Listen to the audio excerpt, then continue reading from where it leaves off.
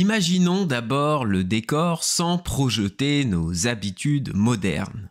Au départ, l'Église ne traite pas le mariage comme un sacrement plein avec un rituel fixe pour tous.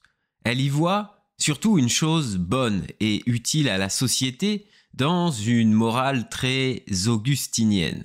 Un cadre naturel, hiérarchique, ordonné à la paix du foyer et à la procréation. Le mari en tient la direction et l'épouse la soumission, non pour l'humilier, mais pour stabiliser le couple et éviter les conflits internes. L'ambition est simple, une association inégale mais complémentaire au service de l'ordre. Comment l'institution du mariage évolue-t-elle entre le 9e et le 13e siècle et quel est le rôle de l'Église dans l'encadrement de cette institution? C'est ce que nous allons voir aujourd'hui. Bienvenue dans l'Histoire sans complexe.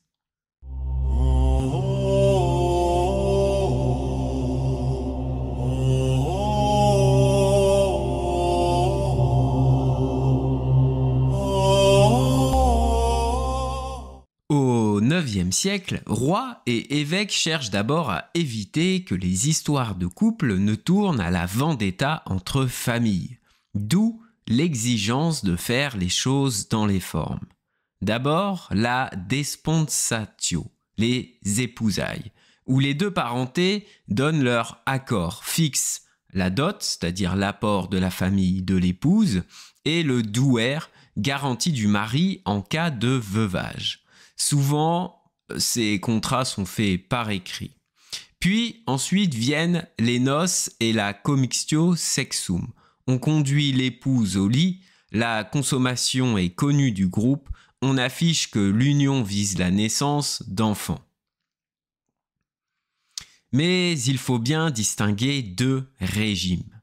Le vrai mariage, le mariage légitime, est public et familial. Il passe par l'accord des lignages, il donne à la femme un statut d'épouse protégé par le droit et par l'évêque. Il ouvre à ses enfants le droit d'hériter et en cas de crise, on peut séparer les corps, mais on ne défait pas à la légère un tel lien. L'union de second rang, ce que les sources appellent fredel et une sorte de concubinage reconnu, est autre chose. Souvent sans véritable accord des familles, sans dot ni douer solide, elle se signale par un simple morgengab, c'est-à-dire un cadeau du matin, après la première nuit pour dire publiquement que l'union a été consommée. Mais elle ne donne pas le même statut à la femme et n'assure pas à ses enfants la même place dans la succession.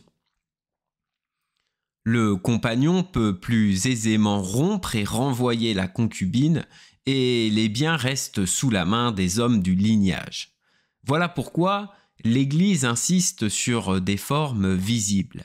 Elle protège les héritages, calme la fougue des jeunes ravisseurs et permettent aux évêques de défendre les femmes quand elles sont menacées ou répudiées. À cette date, l'Église moralise et surveille, mais elle n'a pas encore fait du mariage un sacrement pour tous. Elle cherche surtout à civiliser des pratiques encore très rudes. Ce premier Moyen-Âge fonctionne donc avec un double régime, bien compris par tous. En haut, l'épouse légitime, le mariage plein et honorable, qui ouvre le droit à l'héritage, et en dessous, la concubine reconnue, utile pour encadrer la sexualité masculine sans engager trop tôt la transmission des biens.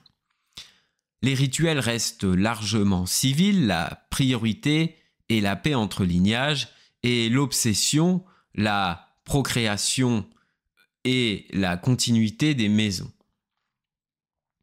Le rapt est combattu, rangé parmi les cas de sang, donc réprimé sévèrement, mais l'esprit de prise des jeunes hommes reste vivace et c'est précisément ce que les rois et les évêques tentent de contenir en rendant les unions lisibles et régulières. Donc si on résume bien, on a deux statuts juridiques différents et ces deux statuts évidemment ne se confondent pas. On a d'un côté le mariage légitime avec un accord écrit qui protège le couple, qui protège la femme en cas de veuvage, et puis on a aussi donc ce qu'on disait le concubinage, donc qui est une forme différente, hein, et les deux ne se mélangent pas. On n'a pas un mari qui a une femme et aussi une concubine.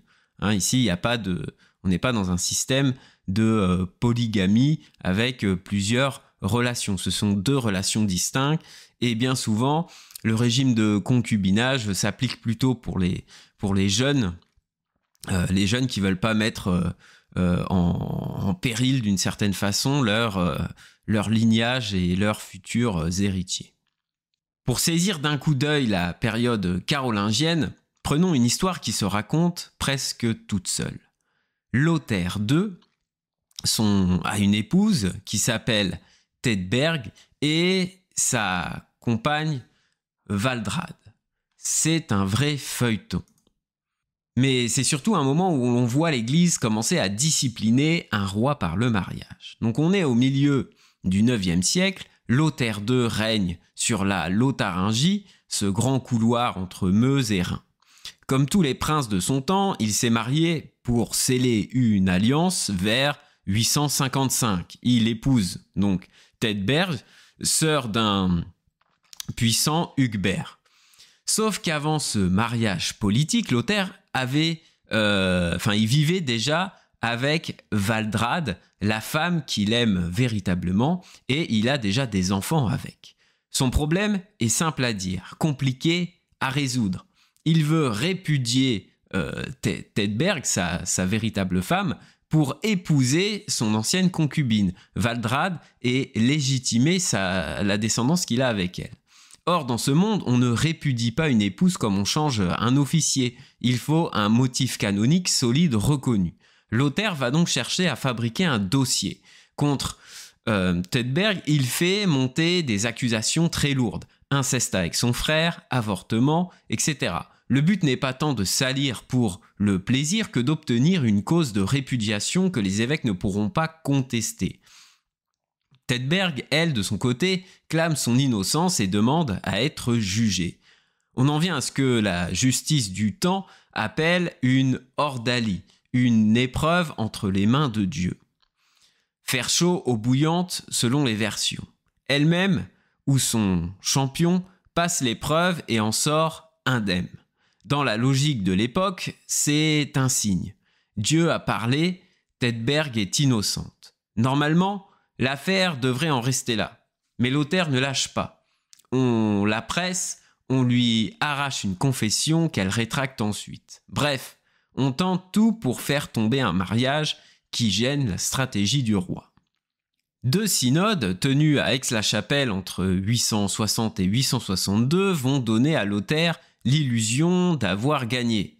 Il réunit ses évêques et ses conciles maisons lui sont évidemment favorables.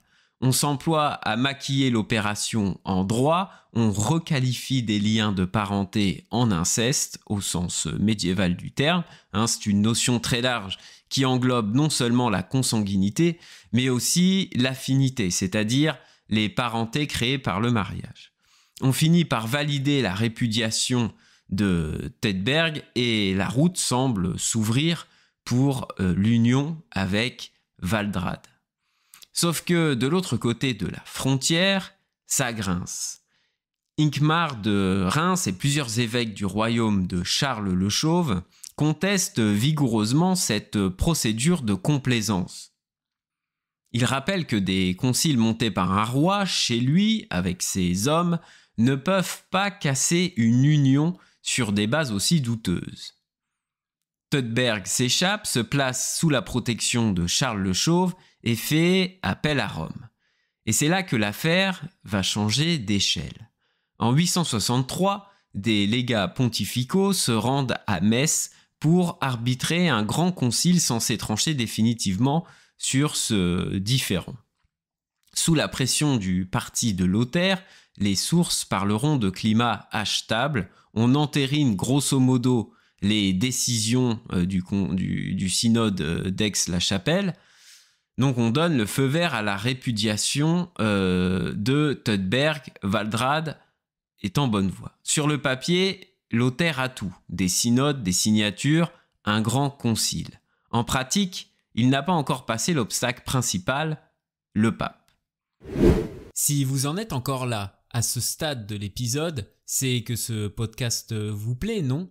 Alors soyons clairs, vous êtes officiellement membre de la confrérie des passionnés d'histoire. Et qui dit confrérie, dit devoir sacré. Votre mission est la suivante. Premièrement, vous abonner à la chaîne. Alors c'est gratuit, promis, même en période d'inflation. Deuxièmement, laissez un like pour dire à l'algorithme « Oui, ce contenu mérite d'exister ». Et troisièmement, un petit commentaire, même un simple smiley ou un tout petit message, c'est tout bête, mais ça change tout pour le référencement. C'est grâce à vous que je peux continuer à raconter ces récits, à faire revivre notre histoire commune. Et franchement, quand je vois vos retours, vos likes, vos abonnements, ça me donne juste envie de creuser encore plus loin. Alors merci d'être là et bonne écoute à vous. À Rome, le pape Nicolas Ier lit le dossier et fait tout sauter. C'est un coup de tonnerre. Il annule la décision prise à Metz, il dépose 2 archevêques parmi les plus grandes têtes du royaume, Cologne et Trèves, pour leur rôle dans cette justice de cour et il ordonne à Lothaire de reprendre Theuderberg et de renvoyer Waldrade. À ce moment précis, on voit quelque chose de neuf. Le siège de Rome s'arroge le droit de casser les décisions d'un concile tenu en présence donc, de légats et de dire au roi ce qu'est un vrai mariage. C'est déjà la logique qui triomphera plus tard. Donc, appel à Rome, contrôle de la procédure, rappel à l'ordre. Le bras de fer continue pourtant. Waldrade est excommunié dans la seconde moitié des années 860. Theuderberg, humiliée, finit par demander elle-même à être libérée de ce mariage impossible. Mais Nicolas Ier, le pape, refuse. Il n'y a pas de motif valide. L'ordalie l'a blanchi, le lien tient. Après la mort de Nicolas, Lothaire retente sa chance. En 869, il descend à Rome demander au nouveau pape Adrien II l'annulation qu'il convoite depuis 10 ans. Il repart sans rien. Et sur le chemin du retour, il meurt à Plaisance. Sans épouse légalement reconnue autre que Theuderberg, sans héritier que l'Église accepte comme légitime, la suite est brutale.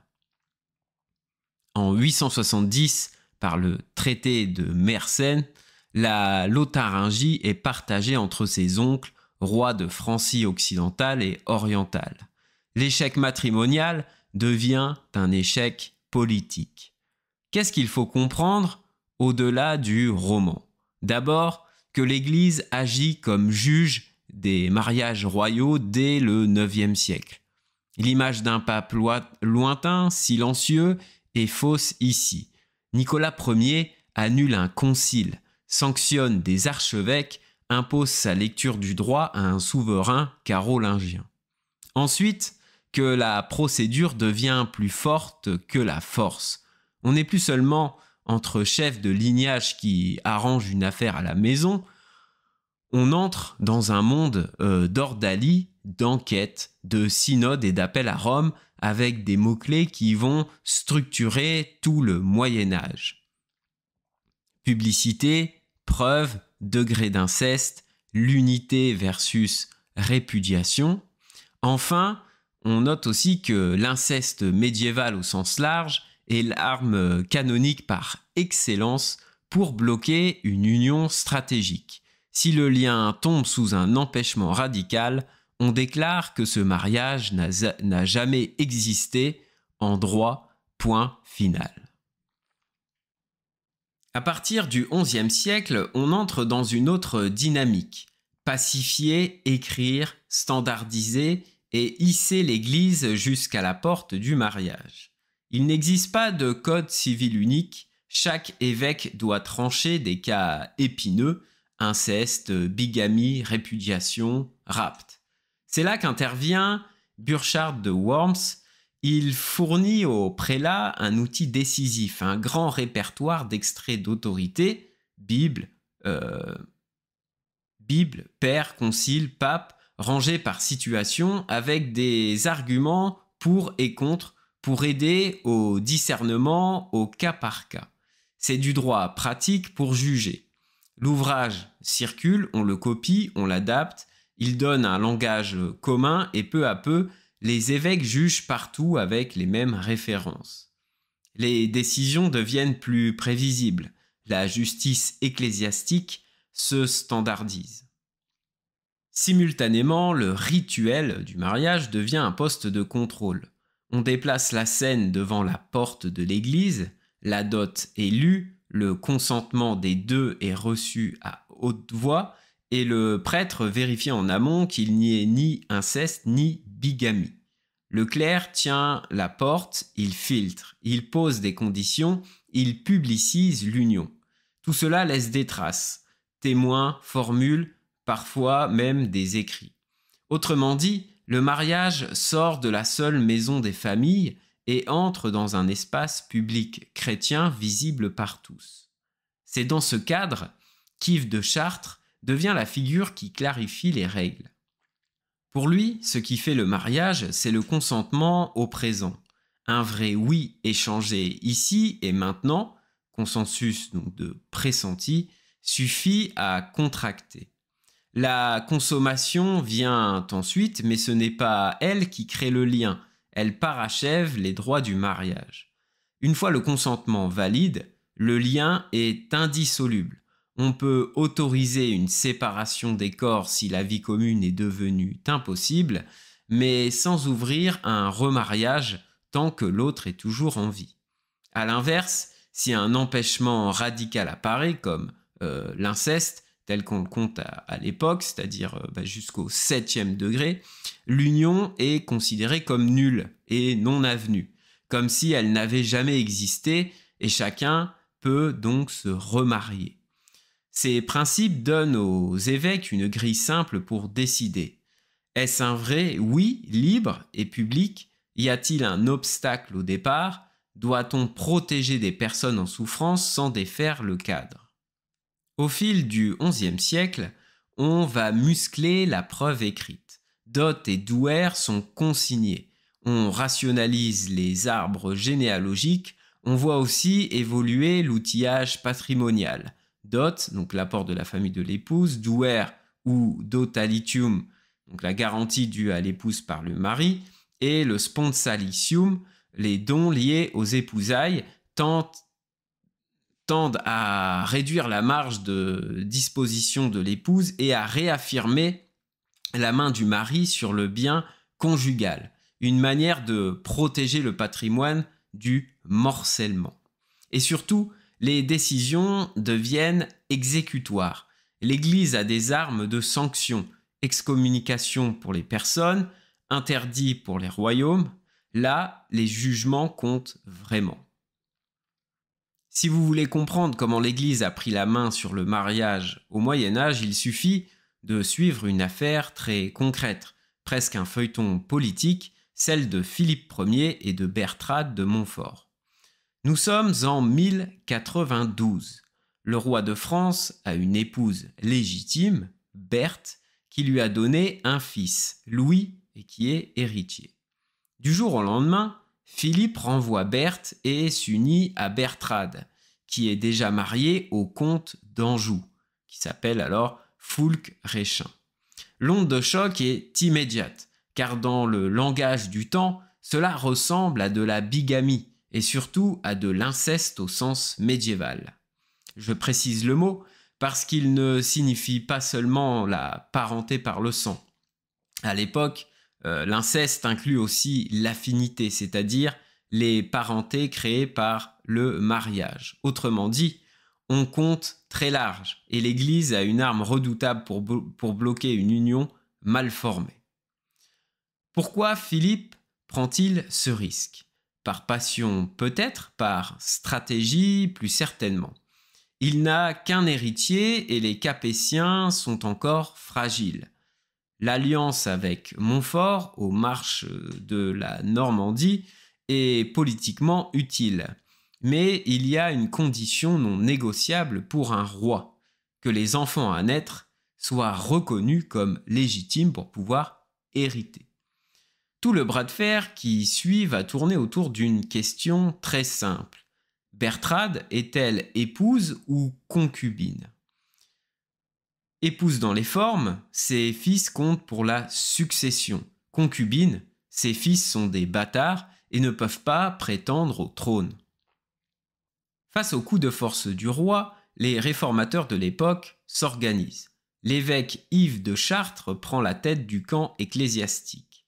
Il écrit, il alerte Rome, il rappelle que les affaires de mariage relèvent de l'Église et que l'union du roi tombe sous des empêchements graves. Le pape Urbain II saisit l'occasion de poser un principe. Même un roi doit se plier aux droits de l'Église dans les questions matrimoniales. Dès 1094, à Autun, un légat excommunie Philippe. L'année suivante, au Grand Concile de Clermont, rendu célèbre par le premier appel à la croisade, Urbain II confirme l'excommunication du roi. Excommunication, cela signifie que l'on coupe le fidèle de la communion et des sacrements, et lorsqu'il s'agit d'un souverain, la sanction devient aussi politique, car elle mine son autorité morale. La papauté, dans cette affaire, va s'appuyer alors sur un troisième acteur, le mari délaissé de Bertrade, Foulques Réchin. Foulques doit beaucoup à Rome, qu'il a autrefois relevé de ses fautes et confirmé dans son comté. On l'encourage donc à revendiquer haut et fort ses droits d'époux, à produire des preuves de parenté et à tenir la corde de l'accusation d'inceste. La manœuvre est claire. Retirer toute couverture juridique au roi, rétablir le premier mariage de Bertrade et renvoyer l'irrégularité du côté de Philippe. Le feuilleton dure plus de 10 ans. En 1096, Philippe fait mine de se soumettre, promet de cesser la relation, obtient un pardon provisoire, mais Bertrade demeure à la cour. En 1099, de nouveaux légats réunissent un concile à Poitiers qui relance encore une fois l'excommunication. L'assemblée est même dispersée par Guillaume d'Aquitaine, qui est alors allié du roi, ce qui montre que l'autorité pontificale ne s'impose pas sans résistance. Enfin, en 1105, se joue à Paris une scène très forte. Philippe, pieds nus, vêtu en pénitent, jure publiquement qu'il n'aura plus de rapport avec Bertrade. Elle prête le même serment. L'anathème est levé. Tout le monde sait cependant que le couple continue de vivre ensemble. Le rituel public a sauvé la face, mais sur le fond, le roi tient sa position. Reste alors l'arme la plus durable de l'Église, la mémoire. Les chroniqueurs anglo-normands, adversaires des Capétiens, peignent volontiers un roi esclave de sa passion et une Bertrade séductrice. Plus tard, Suger, donc l'abbé de Saint-Denis, biographe du fils légitime Louis VI, polira la version capétienne. Pour grandir le fils, il rabaisse le père, évite d'appeler Bertrade reine, présente ses fils comme de second rang. On comprend l'effet recherché. Si Bertrade n'est qu'une concubine, ses fils ne peuvent pas hériter. Si l'union a été légalement contractée, alors la dynastie est sécurisée. La bataille se joue donc à la fois au tribunal et dans l'opinion, par la scène de la pénitence et par le récit que l'on fixe pour les générations suivantes. Alors, quel est l'enjeu de fond dans toute cette histoire finalement ? Faire reconnaître que la validité d'un mariage ne dépend plus seulement de la volonté d'un prince ou d'un clan, mais de critères précis que l'Église contrôle. Le consentement donné dans les formes, l'absence d'empêchement comme la bigamie et l'inceste, la publicité du rite devant témoins et sous l'œil du clerc. Cette affaire montre en direct le déplacement du centre de gravité. Autrefois, on réglait ces choses à la maison entre chefs de lignage. Désormais, on se place à la porte de l'église, on lit les engagements, on vérifie les parentés, et si l'on enfreint la règle, on peut être frappé, même si l'on est roi, par des sanctions spirituelles qui ont évidemment des effets politiques très importants. Il faut retenir enfin que l'Église ne cherche pas ici à humilier le souverain, mais à imposer un ordre commun qui stabilise la filiation et empêche les coups de force. Quand elle qualifie l'union du roi d'incestueuse, elle ne pense pas d'abord à la morale privée. Elle pense d'abord à la paix publique et à la clarté des héritages, à la protection des mariages valides. En d'autres termes, en disciplinant le roi par le mariage, elle protège l'institution pour tous. C'est pourquoi cette affaire apparemment intime devient un moment clé de l'histoire politique. Elle fixe qui décide de ce qu'est un vrai mariage. Elle consacre la publicité du consentement. Elle fait comprendre à tout le royaume que pour être épouse et pour engendrer des héritiers légitimes, il ne suffit pas d'être aimé et d'être installé à la cour.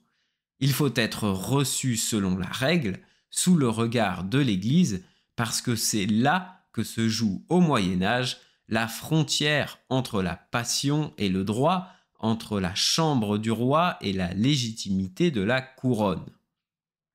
Vous venez donc de suivre l'histoire de Philippe Ier et de Bertrade de Montfort. Cette affaire nous montre un monde où les règles existent, mais vacille encore, où la publicité des noces se bricole selon les intérêts, où la notion d'inceste est tantôt étirée, tantôt resserrée, et où Rome doit improviser l'excommunication pour tenir la barre. C'est précisément ce désordre maîtrisé qui pousse l'Église, au siècle suivant, à bâtir 3 appuis solides afin que la même question reçoive partout la même réponse et que la parole donnée devienne traçable, donc jugeable. Dans ces différentes évolutions vient d'abord Gratien, vers 1140.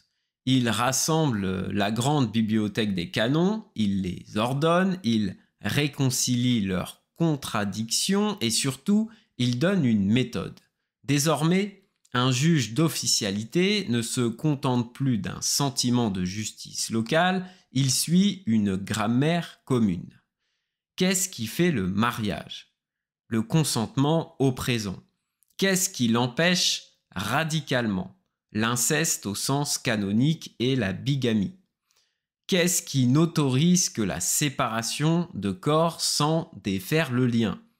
La cohabitation devenue impossible, les violences, certains périls graves. Comment prouve-t-on le mariage ? On vérifie qui a dit oui, devant qui, avec quels témoins et quels écrits, dot, douaire, etc. Grâce à cette charpente, les solutions défendues par Yves de Chartres cessent d'être un savoir local et deviennent exportables dans une bonne partie de l'Europe. Un évêque de Flandre et un évêque du Poitou posent les mêmes questions et aboutissent aux mêmes conclusions. La jurisprudence ne tangue plus au gré des lignages. Au même moment, Pierre Lombard fixe le sens de cette mécanique. Au milieu du XIIe siècle, il installe le mariage parmi les sacrements et précise la clé de voûte. Le consentement échangé au présent fait l'union des âmes, la consommation n'en est pas la cause, mais le signe corporel qui l'achève. De là découle le principe d'indissolubilité du mariage valide et une idée simple pour gouverner la vie des laïcs. Le mariage est un sacrement protecteur qui cadre la sexualité, préserve de la faute et donne une forme honnête à l'existence chrétienne. Autrement dit, Gratien dit comment juger, Lombard dit pourquoi ce cadre tient. Ensuite, la papauté juriste met la machine en mouvement avec Alexandre III, qui était un ancien maître de droit. Rome répond aux cas concrets venus de toute l'Europe et ces décrétales servent de boussole. On confirme que le consentement fait le lien, on impose la publicité, on encadre strictement les dispenses et les enquêtes de parenté. Peu à peu, la salle d'audience pontificale fonctionne comme une cour de cassation. Elle corrige les jugements déviants, puis publie la solution pour tous. Sur le terrain, cela se voit. On avance jusqu'à la porte de l'église, on lit la dot, on reçoit à voix haute le consentement des deux devant la communauté, le prêtre filtre les empêchements et témoigne. Le geste social demeure. Le père remet la fille, mais désormais la preuve se fabrique dans la lumière et le dossier existe avant même qu'un litige n'éclate. Enfin, le concile de Latran IV, qui a lieu en 1215, ferme les deux brèches qui faisaient le plus dérailler la pratique du mariage. D'un côté, on interdit les mariages clandestins en rendant la publicité incontournable, les bans proclamés à la paroisse, célébration devant le curé et témoins rappellent que l'union doit se montrer pour être vérifiable. De l'autre, on clarifie la consanguinité en fixant l'interdit cette fois-ci jusqu'au 4e degré canonique, ce qui évite les annulations tardives sorties d'un arbre généalogique opportun. Ces verrous déplacent le centre de gravité vers la paroisse qui devient l'atelier ordinaire du mariage. Ils font progresser l'écrit, les contrats de dot, les mentions liturgiques. Ils donnent aux officialités des dossiers propres, des témoins identifiés et des repères partagés. Les jugements gagnent en vitesse, en lisibilité et en autorité. Si l'on rejoue maintenant une affaire comme celle de Philippe Ier à la lumière de ses réformes, la mécanique s'enclenche en 3 temps très lisibles. D'abord, avant les noces, les bans révèlent à l'avance la bigamie et les parentés qui seraient prohibées. On bloque alors en amont. Au portail, deuxièmement, le consentement public, reçu par le prêtre, fabrique la preuve et invalide les unions de coulisses. Après coup, dernièrement, si litige il y a, l'officialité ouvre un dossier clair avec des témoins, des formulaires, des écrits, et Rome n'a plus besoin d'improviser. La ligne existe et circule. Ainsi, le feuilleton monarchique que nous venons d'écouter débouche naturellement sur la grande mise au propre des XIIe et XIIIe siècles. Gratien fournit la charpente commune, Lombard en donne la raison théologique et la papauté juriste assure l'application partout. Latran IV impose la visibilité et clarifie l'inceste. On passe du bricolage courageux à une mécanique fiable et l'Occident bascule du mariage d'arrangement réglé à la maison vers un mariage public, consenti et prouvable sous le regard du prêtre et de la communauté. Autrement dit, la parole qui unit devient une parole visible qui oblige et que l'Église sait désormais juger et faire exécuter. Au XIIIe siècle, pour vraiment comprendre le mariage et les histoires d'amour, il faut regarder 3 étages qui s'emboîtent et les illustrer très concrètement. L'argent, la preuve publique et la culture du désir. Côté argent, tout commence par la dot que la famille de l'épouse apporte et par le douaire que le mari promet à sa femme pour la protéger si elle devient veuve. Mais dans la pratique, ce filet de sécurité reste fragile parce que les hommes du lignage gardent la main. L'exemple d'Ermengarde, remarié au duc Robert de Bourgogne, le montre bien. À la faveur d'un débat sur la parenté et la légalité des noces, des parents puissants reprennent des biens de douaire et les redistribuent comme ils l'entendent, ce qui laisse l'épouse dépendante des décisions masculines et des rapports de force autour d'elle, surtout en cas de veuvage sans enfant ou en cas de répudiation. Bref, la forme du mariage est honorée, mais la caisse reste toujours au masculin. Côté preuve publique du mariage, la scène est désormais devant l'église parce qu'il faut que l'union se voie et se vérifie. On annonce à l'avance, on réunit la parenté et les voisins, puis au portail, on lit ce qui a été convenu pour les biens et l'on reçoit à haute voix le oui des deux. Et l'exemple raconté en Touraine par un moine est précieux pour comprendre cela. Le roi veut marier l'héritière du comté à son chambellan. La jeune femme résiste parce qu'il a prêté hommage à son père. On discute, on la chapitre, on obtient le consentement, on réunit la parenté et surtout on insère au milieu du rite une bénédiction à l'intérieur de l'église devant l'autel en bonne et due forme. Moralité simple, même dans les milieux très mondains, on accepte que le prêtre vienne cadrer et témoigner le consentement dit à haute voix. Et ce consentement devient donc la pièce maîtresse qui fait foi si un litige éclate après coup. Désormais, quand il y a litige, le tribunal de l'évêque ne part plus dans tous les sens. Il ouvre un dossier, vérifie s'il y a eu un vrai oui, cherche des témoins, et en cas de problème lourd comme l'inceste ou la bigamie, il prononce la nullité, sinon il peut autoriser une séparation de corps sans casser le lien. On le voit très bien dans les lettres d'Yves de Chartres qui raisonnent cas par cas en suivant toujours la même grille, consentement, empêchement, preuve, protection des personnes, mais sans défaire un mariage valide, ce qui rend la justice lisible pour les familles. Pendant que la justice s'organise, les sermons donnent la bande-son. Ils rappellent la hiérarchie du couple. Ils se méfient des jeux d'amour qui brouillent l'autorité dans les maisons et ils critiquent ces parades mondaines où l'on feint de servir une dame comme on sert un seigneur, car vu du cœur, ces jeux déplacent les loyautés et fragilisent la paix domestique. C'est ici qu'il faut donc placer l'amour courtois pour ne pas tout mélanger.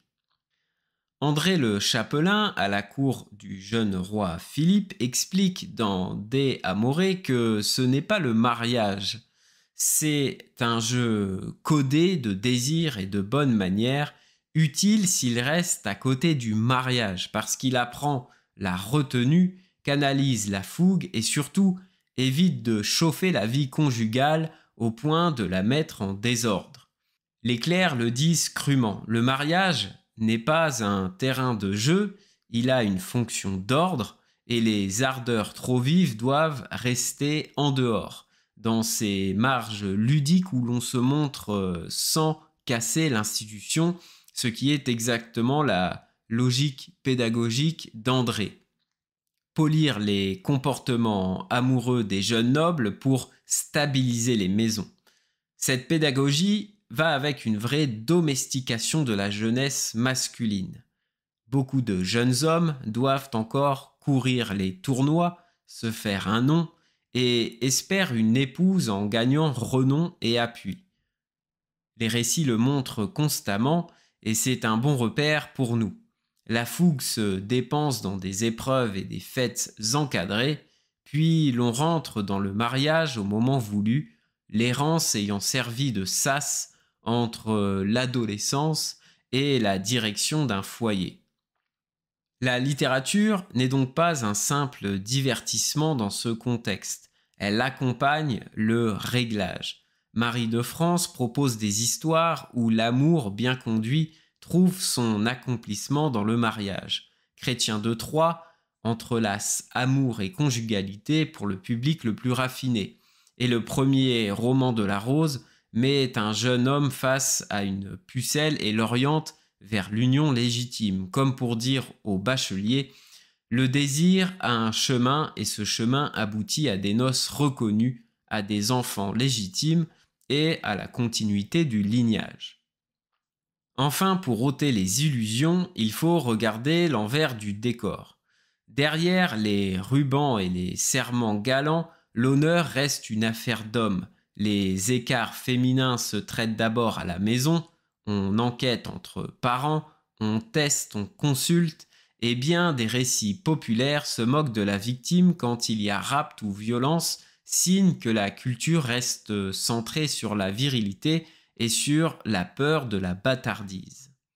Autrement dit, ce que les textes de l'époque appellent amour ressemble souvent à du désir masculin qui doit apprendre ses limites, et tout ce réglage sert une fin simple: éviter que le désordre amoureux ne bouleverse les héritages et la paix des grandes maisons.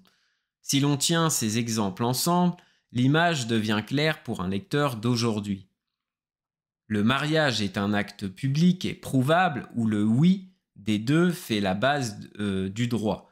L'argent et les terres sont encore gérés surtout par les hommes, et l'amour courtois n'est pas l'ennemi du mariage, mais une école de retenue qui apprend aux jeunes à désirer sans casser l'ordre du foyer. Le Moyen-Âge nous montre un glissement net. On part d'un monde où l'union est d'abord une affaire de famille et de maison, avec des prises de force à canaliser, et l'on arrive en 2 siècles à un mariage public, traçable et jugeable. Les gestes se déplacent vers l'Église, le oui devient la clé, les empêchements sont vérifiés en amont, et l'officialité épiscopale tranche avec une grille commune. Sur ce socle pratique, la théologie vient donner le sens. Le consentement unit les âmes, la consommation signifie l'union des corps, et le lien validement contracté est indissoluble. Au bout de cette trajectoire, on a un cadre lisible pour tout le monde. Au portail, puis à l'autel, devant témoins, avec des écrits, une parole visible qui oblige et une autorité capable de juger et de faire exécuter ses décisions. Alors on peut se poser la question, à partir de quand le mariage devient un sacrement? Comme je l'ai dit, on a Pierre Lombard, par exemple, qui fixe l'idée qu'il y a 7 sacrements, dont le mariage. Sa liste fera école dans tout l'Occident médiéval et deviendra la référence des écoles et des tribunaux. Au XVe siècle, donc plus tard, l'Église définit officiellement ce nombre au Concile de Florence, ce qu'on appelle le décret pour les Arméniens. Il y a 7 sacrements de la loi nouvelle, dont le mariage. C'est la première proclamation conciliaire claire et universelle du septénaire. Au XVIe siècle, face aux controverses de la Réforme, le Concile de Trente, le Concile de la Contre-Réforme, réaffirme avec solennité que le mariage est véritablement et proprement l'un des 7 sacrements institués par le Christ, et en précise sa doctrine, comme on l'a vu, l'indissolubilité, la présence de la grâce, et réforme la forme juridique avec le décret Tamtsi. Dans les pays où il est promulgué, un mariage n'est valide que s'il est célébré devant le curé ou son délégué et 2 témoins, ce qui achève de tirer la célébration à l'intérieur de l'Église et sous le contrôle, on va dire, presque entièrement clérical. La réception moderne résume l'ensemble ainsi. Le Christ a élevé l'alliance entre baptisés à la dignité de sacrement, et la vie liturgique de l'Église reconnaît cet sacrement, dont le mariage. Autrement dit, la pratique médiévale a préparé le terrain, la théologie l'a pensé, et les conciles l'ont défini et encadré. En une phrase, pour conclure, le Moyen-Âge fabrique le mariage public et consenti. Les grands maîtres et les conciles du XIIe au XVIe siècle en font un sacrement défini, reçu cette fois-ci dans l'Église par une parole qui engage devant Dieu la communauté et le droit. Merci d'avoir écouté jusqu'au bout. Si cet épisode vous a plu, n'oubliez pas de vous abonner, de liker et de laisser un petit commentaire. Ça change vraiment tout au niveau du référencement et du placement de mes podcasts dans l'algorithme. Encore merci et à très bientôt pour de nouveaux podcasts.